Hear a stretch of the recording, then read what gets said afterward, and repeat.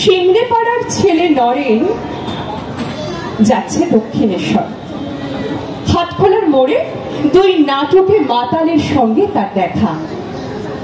অমৃতলাল আর গিরিশ রাত কাটিয়েছে বিনোদিনীর বাড়িতে। নিদ্রাহীনতায় ও নেশায় এখন চারটি চোখ লাল। বিয়ার পান করতে করতে গিরিশের ঠান্ডা লেগে গেছে, তাই শ্যাঙাতকে দিয়ে ঝট করে আনিয়ে নিয়েছিল বিহাই ব্র্যান্ডি। হুইস্কি তখন ছিল ঘোড়ার ওষুধ, বনেদি মদ্যপায়ীরা ছুতো না। রাজনারায়ণ দত্তের ছেলে কেরেস্তান কবি মাইকেল মধুর দেখা দেখি সিগারেট টানা ইদানিং ফেশিয়ান হয়েছে। অমৃতলালের মুখে সেই আগুন, গিরিশের ঠোঁটে পান। নরেনকে দেখে হই হই করে উঠল দুজন। গিরিশ খপ করে তার হাত চেপে ধরে বলল, আরে আরে কোথায় চললে ভায়া? ডোরের ফুলটি হয়েছ, দেখাই পাই না। আজ পেয়েছি, আর ছাড়ছি নেকো। চলো বিনির বাড়ি ফিরি, তোমার গান শুনবো। দেবেন ঠাকুরের ছোট ছেলের গানও নাকি গাইছো তুমি? কেমন সে গান? রসে টইটুম্বু না ধর্মে মাখো মাখো?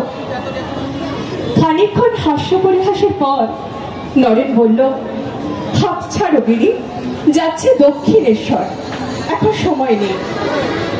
গিরিশ অবজ্ঞার সঙ্গে ঠোঁট উল্টে বলল, সেই পাগলা ঠাকুরটার কাছে?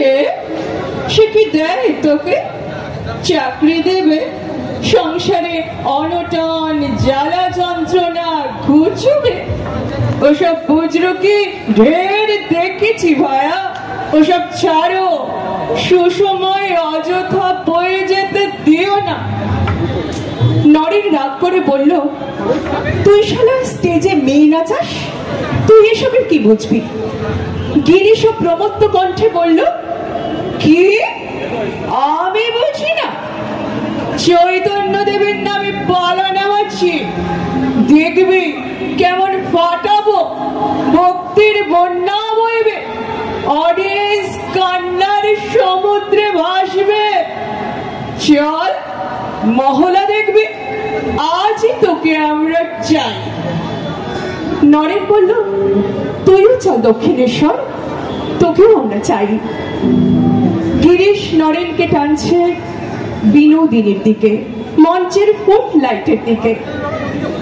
নরেন গিরিশকে টানছে গঙ্গার উত্তর কূলে পঞ্চবটির প্রাঙ্গণে দিনের আলোর উৎসবে।